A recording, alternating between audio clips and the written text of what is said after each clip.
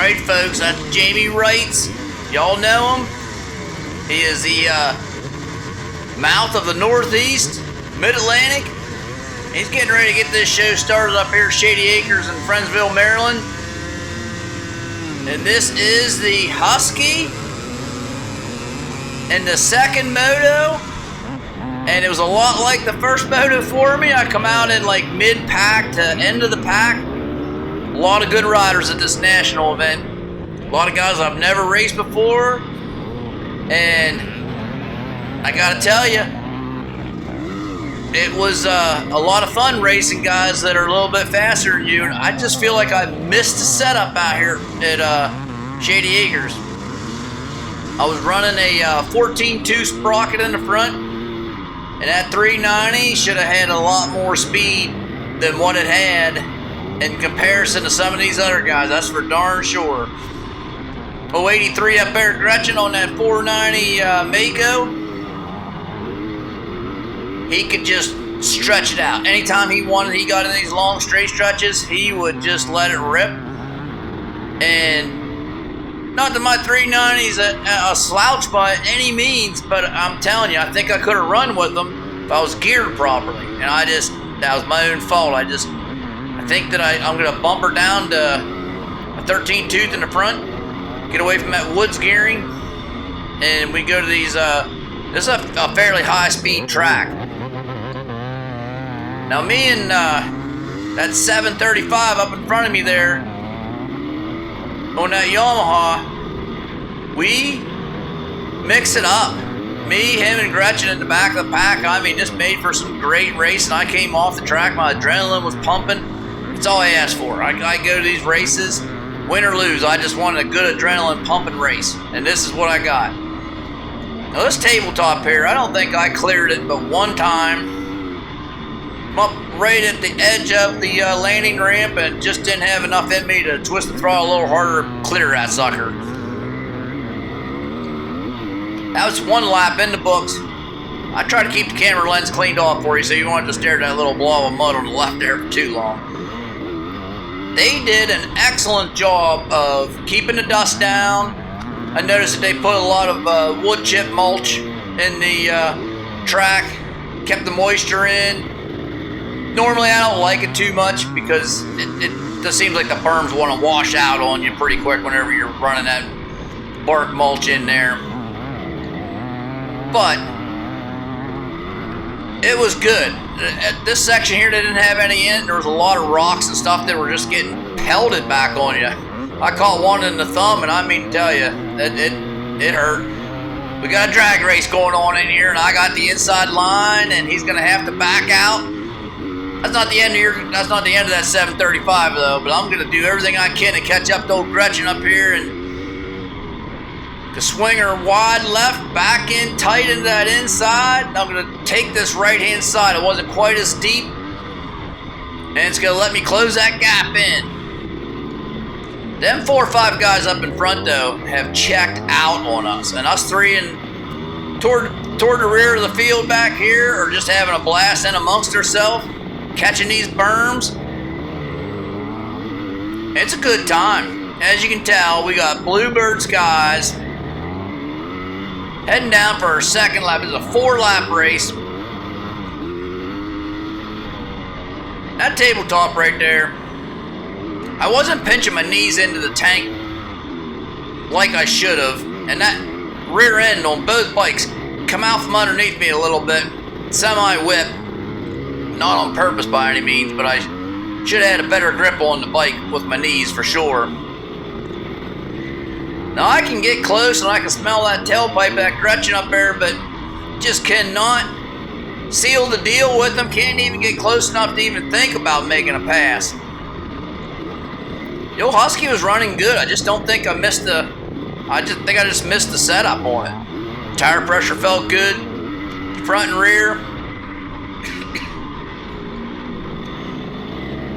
He is absolutely pelting me, and it hurt. That thing could throw some roost like you wouldn't believe. That's why I'm as far inside as I can get whenever we get into that section with him.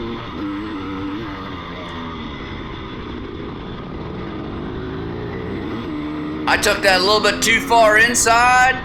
Had to whoa up quite a bit just to make that turn, and he grabs another couple bike lengths. That's all it took, was just a little mistake here and there.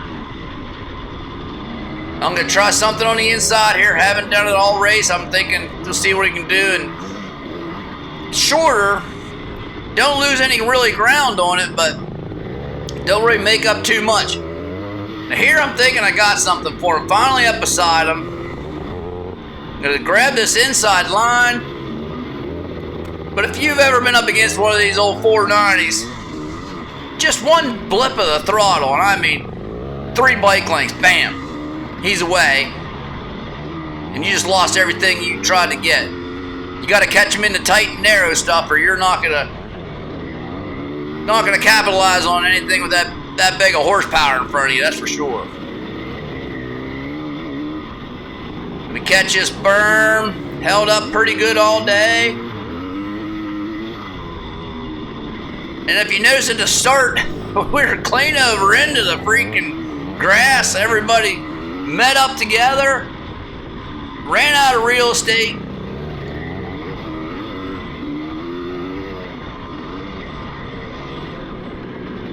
This little S turn, I felt like I was nailing it pretty good. I was grabbing it on the inside, and I wasn't losing any ground. That's the only place I think I had a half a chance of making any ground up on him. Right there, I screw up just a smidgen. Old 735 comes back around, and I ain't gonna lie, that stinking Yamaha had a crack to it, and they say my Husky's got a good crack to it. It was annoying. I wanted around this guy in a bad kind of way. It sounded crisp though. I'm gonna say he was on a 250 maybe a little bit bigger bore. I'm not sure, but he had no problem keeping up with us. That's for darn sure. I'm gonna try to sneak around the outside down here, see what we get. I can close her up tight. I'm barreling in there in like 3rd gear and just kind of slipping the clutch on the way out, just trying to keep the RPMs up. And them big bores, you can hang her out like that without any problem. Back down over the hill. Probably my least favorite section was this section right here. I don't know why. It just was hard to get a good flow through there for me. Over the big tabletop, that's the checkered flag, and I'm going to end up in probably last place. I think there was 3 or 4 guys in my class. There's this Spezax and Horvath up there. Old Mick, Lacey, and Josh. Getting a little friendly advice. Jamie's turning that sign sideways. This is the 2nd moto of the KTM. I got a good old bush up there up front. It's gonna take the hole shot, I'm gonna say. Yeah, that was a nice hole shot. And look at Jones go. He's on that KX125. That thing is sweet. And he can make that thing flick around these turns like it ain't nothing. I could tell when I seen him at the start. Very meticulous about how he got his rut going there. He got himself prepared. Very serious rider, and nothing wrong with that. The old berm on the, this was Moto 9 of the 2nd motos. That berm right there, it must have got pushed out a good 3 feet or more. Now I got old Billy Bush up in front of me here, and I am on the gas hard, early, into these berms after I'm starting to get a little confidence that they're starting to hold for me, and I'm just riding them hard as I can. I'm going to get around them on the outside down here and dive down into this turn. I bounce out of that berm. Not good, but back into this little chicane. 2 real heavy berms in here you could really power out of. Everybody was using the inside berm here. Back down over the hill.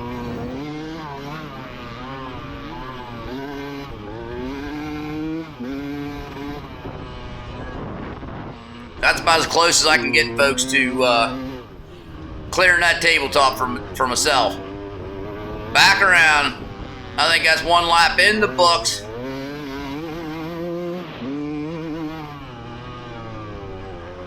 And I think that's number 509 in front of me.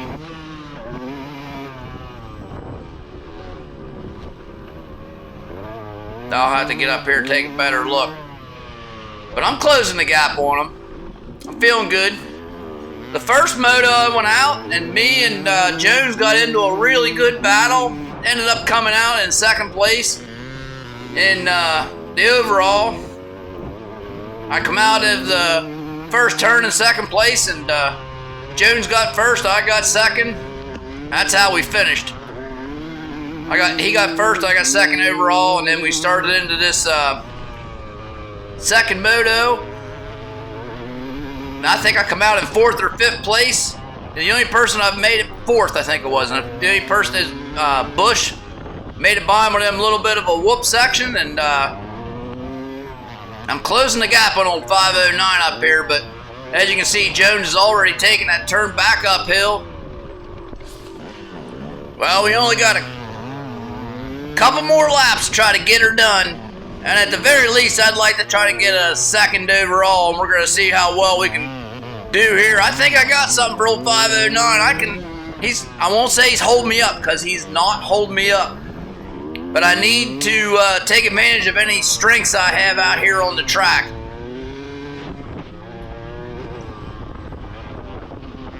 And I'm going to say one of the strengths I have on this old 200 EXC is that it flicks through the small turns pretty quick, and right now I've been working on laying off the brake a lot earlier and getting back on the gas more before the apex of the turn, and I think it makes a big difference on this track.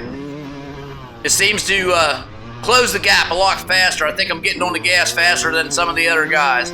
This little tabletop here, I can clear it just about every time, and this is where I'm talking about. I can flick right through here. And if you know what I mean, on the 390, I especially noticed this. Sometimes you got to be a little slower to go faster. And when I came into that turn on the 390, I was going way too fast. And I could feel myself pushing clean to the outside edge and couldn't do anything about it. And the KTM was doing the same thing. I was just screaming in there way too hard. So I started experimenting around with my entry point speed, slowing down, not braking, but just letting off the gas a few seconds earlier, and it made a big difference. I was able to close the gap, and I felt like I was a lot faster through the turns and could hold that bottom line. I like that a lot better. This is Bonehead Move. Oh my God, I was so mad at myself. I come in there, should have jammed the brakes on, hit his rear tire. I apologize, 509, nothing on purpose, but I just went for it way too hard and misjudged my speed. And I should have tried for you after that turn. That wasn't the place to try to make a pass or anything like that. I was hoping to get real close and then be able to power out right beside you. But like I said, I just didn't have my timing right, and it just screwed it up. But Billy Bush gets back by me there, and it was a good race between the four of us.